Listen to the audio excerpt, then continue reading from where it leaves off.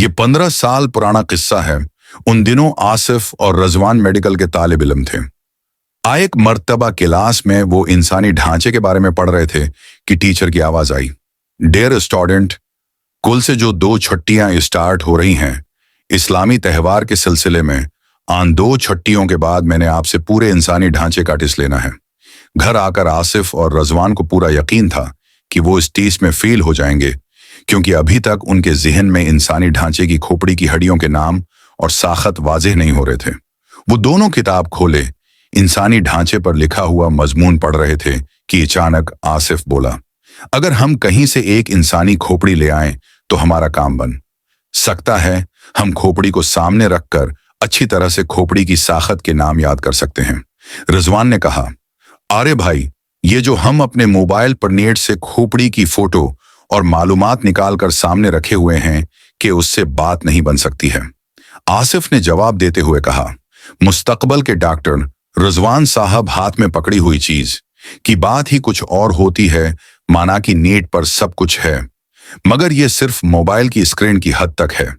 तुम मेरी बात पर गौर करो, तुमको समझ आ जाएगी कि जब हम खोपड़ी को हटा देते हैं, अपने हाथों में पकड़कर इसमें मौजूद हड्डियों की साखत पर गौर करेंगे तो हम कितनी आसानी से अपना टेस्ट याद कर सकते हैं।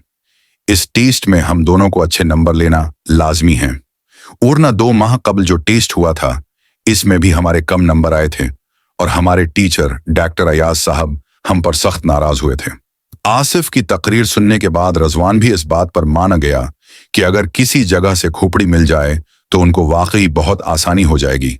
आप ना होने वाला टेस्ट क्लियर करने में चंद मिनट बाद रजवान ने अपना मोबाइल पकड़ा और उसका इंटरनेट बंद करते हुए बोला, तो डॉक्टर आसिफ साहब, ये खोपड़ी वगैरह बाजार में तो फरोख्त होती नहीं, तो मेरे स्वेट दोस्त ये आएगी कहां से? आसिफ बोला, भाई, इस बात का तो यही हल है कि शहर से बाहर जो कब्र सत्तान है उसके गोरकुन से राब्ता किया जाए। वो मेरा थोड़ा बहुत वाकिफ भी है। ये मैं कल छुट्टी के दिन कर लूंगा, कल शाम को मिलूंगा। बल्कि तुम ऐसा करना, कल शाम को आ जाना, हम इकट्ठे ही चलेंगे।